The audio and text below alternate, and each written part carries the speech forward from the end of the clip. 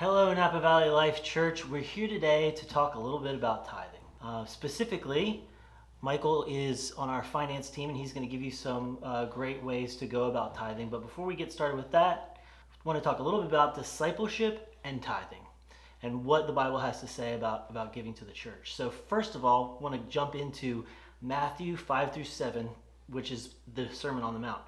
Jesus is bringing in the kingdom of God and letting us know how people of that kingdom behave, live, and find their motivations. And in there he says, for wherever your treasure is, there your heart will be also.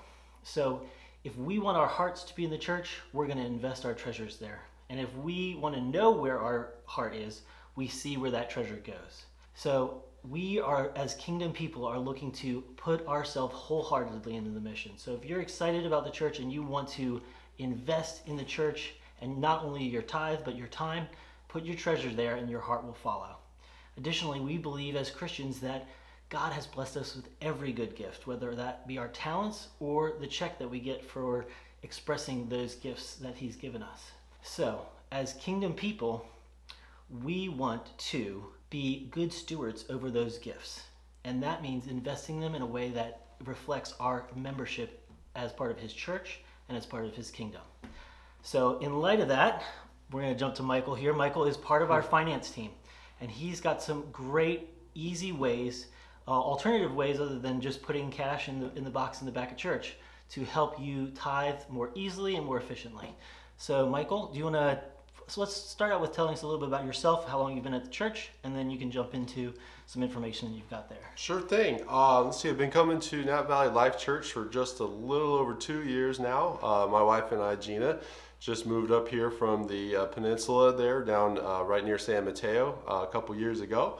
We went to a church down there for about 5 years is where we met, not at church, but the area that we met in that area. I myself, I'm a Calistoga native, had gone to school down in that area for some time and stayed in there, and always want to come back up to Napa Valley, and that's another story for another day if you ever like to learn more about that. So I'm actually also on the finance team here, as well as the your finance deacon as well. So we're very in touch with the finances and what's going on with the church here, and so I would encourage you to ask me any questions if you have anything about that, and I'll tell you as much as I'm allowed to tell you, which is pretty much everything, so no worries there. But today we just thought it'd be a good idea to just talk a little bit more about alternative ways that you can tithe.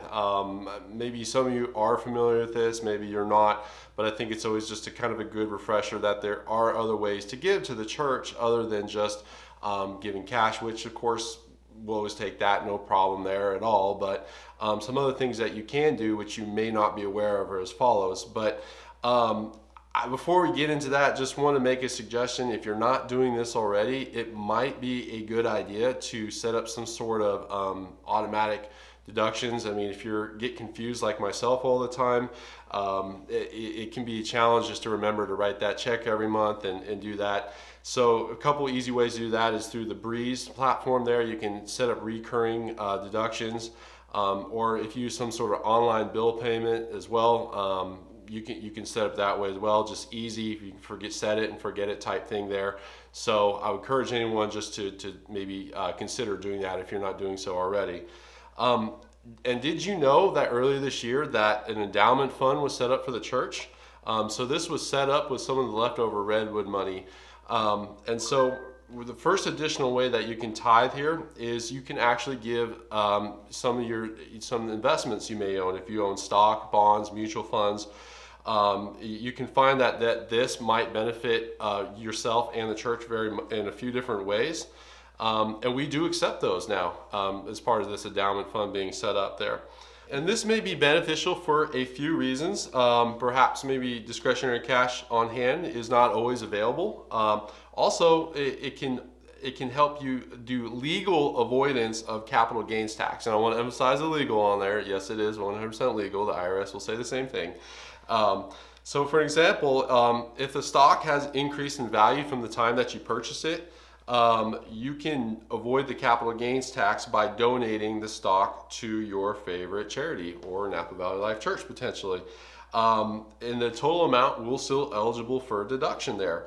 So since the taxation is actually avoided on the donation there, you'll be able to give a larger donation than you normally would had you just sold the stock and then invested and gave the cash to the church there. So anyhow, I would encourage you to think about doing that. Maybe you have some stock that you purchased a long time ago. It's gone up quite a bit in value, or any investment for that matter.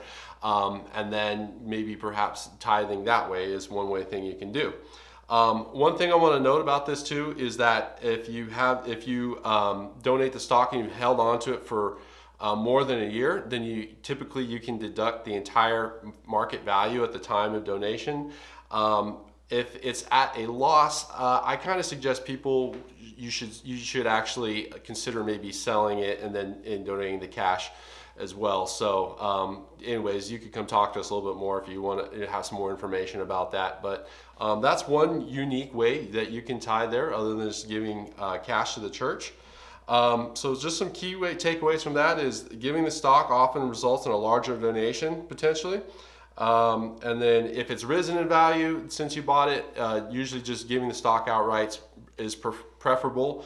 If it's worth less than you purchase it for, then typically selling it and then donating the cash is usually a better way to go about it. Second way, which some of you might be familiar with, if you're taking required minimum distributions from your retirement plans, did you know that RMD every year, or required minimum distribution, you can donate that to the church? What's great about that is it doesn't get added to your taxable income for this year, and also the money goes directly to the church there, so it's a win-win. The church gets a donation, as well as you don't get money added to your income for the year there. So unfortunately, you don't get the tax deduction in this situation, but you are able to at least give that RMD, or your required minimum distribution, to church if you want every year. So anyhow, just one thing I want to note on that,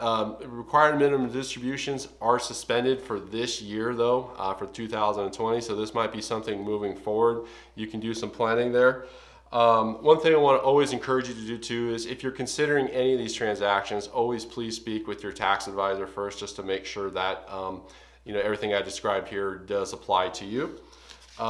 So what's next? If you're looking to do any of these things here, if you have some more questions about us, come talk with us a little bit more. We're here to help you with the process. Typically how it does work though, is that any of these sort of transactions are initiated from the institution that holds the funds there. And then of course you will get a receipt from Napa Life Church that shows that you did make the donation. And if you do have any questions, please always just contact our team, and we'll be happy to help you out. So thank you. Awesome, thank you, Michael. Just so everyone knows, Michael and the finance team have been doing some great work to really help the church be fiscally responsible with all the gifts that God has given us through you guys. And also, just to finish out, I just want to express everybody at the church's gratitude for the generosity that you guys have shown. Again, we have been richly blessed, even through a really difficult time. You guys have clearly been giving just really heroically. And so we want to thank you for that. We want to thank Michael and the finance team. We thank you for tuning in, and we look forward to seeing you next Sunday.